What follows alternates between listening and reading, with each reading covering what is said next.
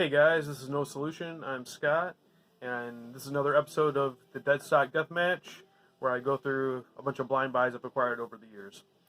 I went with 6 albums this time. I was going to go to 4, but there's a little story behind that. We've got 2 from blackmetal.com, 2 from Saw Her Ghost Records, and 2 that I really don't know where I got them.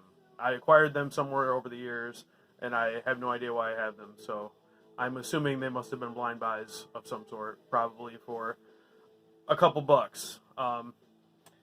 So why I went with 6 this time, let's just get into the negativity right away. I try not to be negative on the videos. There's enough of that in the world, but I picked 2 from blackmetal.com. So let's just dive in. This one, H8ful with Incubus Black Metal, came out in 2006. This is a Serbian band. There's about 1 million tracks on here. They're all 3 minutes or under, basically.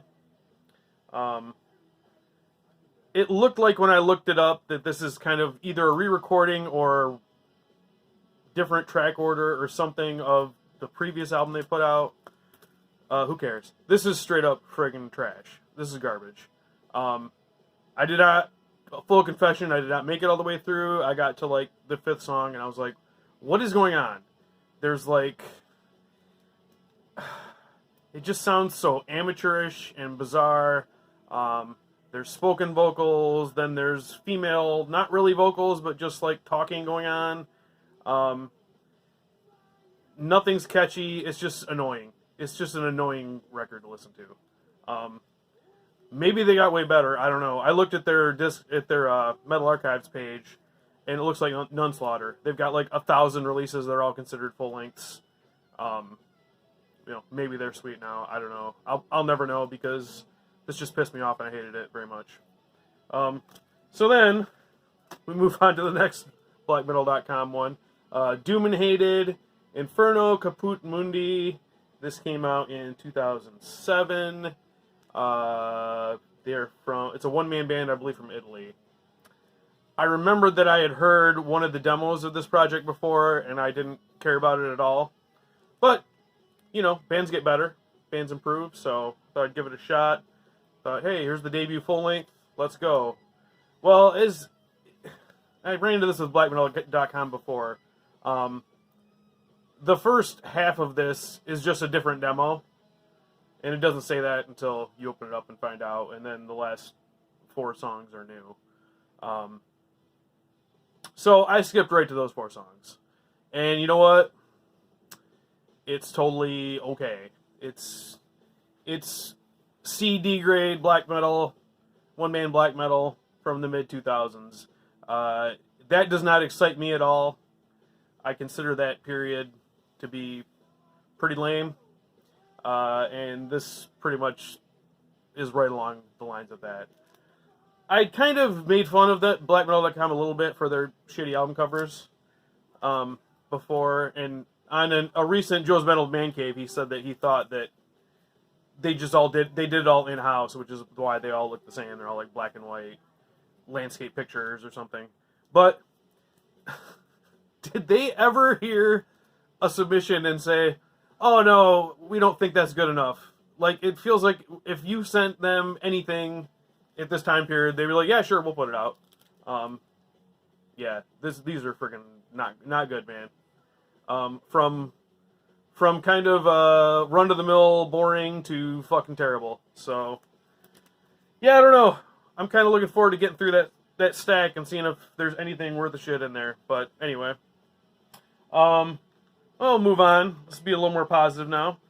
This is Tormented, Graveyard Lust, from War Anthems Records, I believe 2012. This is an EP. This is the project of Andreas Axelsson, a.k.a. Dread, who was in Edge of Sanity. He did vocals on Dark Endless, the debut Marduk full-length. Lifer, Swedish, I don't know if I'd say legend, but, a lot of people know who he is. And this is pretty much a straight up Swedish death metal release. His vocals on this are almost a little more shouty, a little more hardcore-ish than just full-on death metal. This is meat and potatoes. It's not gonna blow your socks off, but it's a fun way to spend 25 minutes listening to some Swedish death metal that you might not have heard before. So I would, tentative recommendation if you're a Swedish death metal freak and haven't heard it. Yeah, I would say check it out, especially if you can get it for a few bucks like I did. Right, then we give this. This is a weird one. I have no idea where I picked this up. Soulside, Misanthropy? Oh, Misanthropy.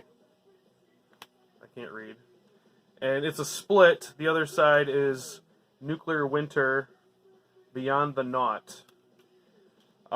This is on Possession Productions, I believe in 2003, label in Belarus. Soulside is from Belarus, and Nuclear Winter is from Russia. The Soulside part, I'm not sure how to describe it. It's really...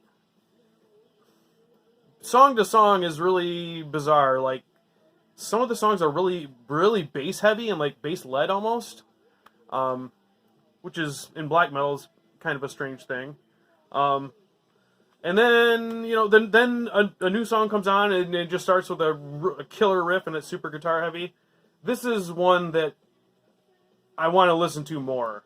I feel like I didn't know quite what was going on. I did enjoy it. It could be one of those things where it's a new band and they didn't quite know what they were doing, but it somehow worked for me. As far as I know, I think they have one full length after this and then they're done. The Nuclear Winter side, I saw this, there's only 3 tracks and the second track is 20 minutes and I was like, oh no. But let's give it a shot. This is more dark ambient than black metal. The first track is all dark ambient stuff. Kind of soundscapey. And then the second track, I guess it's a combination. We've got like 3 song titles here for the second track, so I guess it's considered to be 3 different songs. But they all flow into each other. And then about 6 minutes in, we finally get like some guitar and some drums, and it sort of, you see where, okay, well, I can see where this would be in a black metal category. But overall, it's predominantly dark ambient, and I really enjoyed it. They only have, I think they had a demo before this, and that was it. So I would say both of these sides of the split are really interesting. I would say check it out if you come across it. Right, now we move on to Saw Her Ghost Records. The Nain Rouge. This is live at Belmont. I believe it's a Pro CDR numbered out of 313, which is the area code of Detroit. I guess that's the joke. They're a Detroit band. This is like sludgy hardcore. I saw in their description they were compared to like Botch and Coalesce.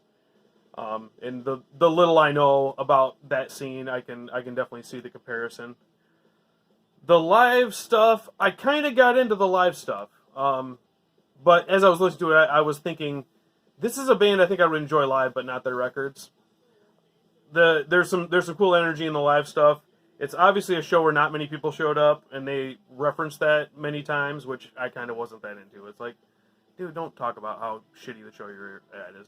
Just freaking make the best of it and play. But the live part was pretty cool.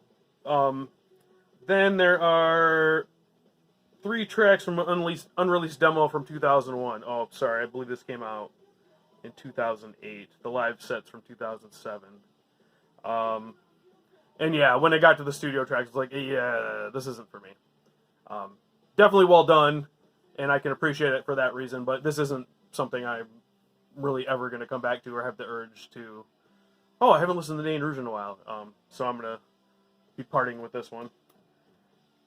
Then, kind of the surprise star, it's Supercontinent Valbara. If you can kind of unique packaging that Sawher Ghost does sometimes that is pretty neat. I don't know why I think I need to get my face in there. I think I'm just afraid that if I cover my mouth, you won't be able to hear me, but there you go. So yeah, the disc is in there backwards. Like a Carl Sagan quote down there. So this is a heavy, pardon me, a heavy Doom project. 2007 again, I believe. 2007, 2008. One and done. This is the only thing they ever did. Mostly instrumental. So think Pelican or Isis or Cult of Luna. However, I do not like any of those bands, and I like this a lot. There's always something happening.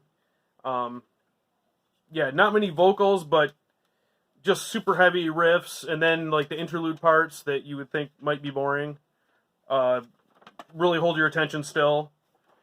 And then it goes back into another heavy part. And this is over an hour. I don't know. I've just thought I'd unfold that to show you. It's over an hour. I was never bored with it. I actually can't wait to listen to it again. And this is not a style I'm normally into. If I didn't say, this is a Detroit band. Some of them have gone into other projects. I know one of the guys was in Black Dahlia Murder. I think he was the bass player. Sorry, I don't remember his name. I'm not really that familiar with Black Dahlia Murder. But so yeah, the surprise hit, Supercontinent. Nothing I would ever have bought hearing it described. But yeah, it rolls. So check it out. All right, guys. Thanks a lot. We'll see you on the next one.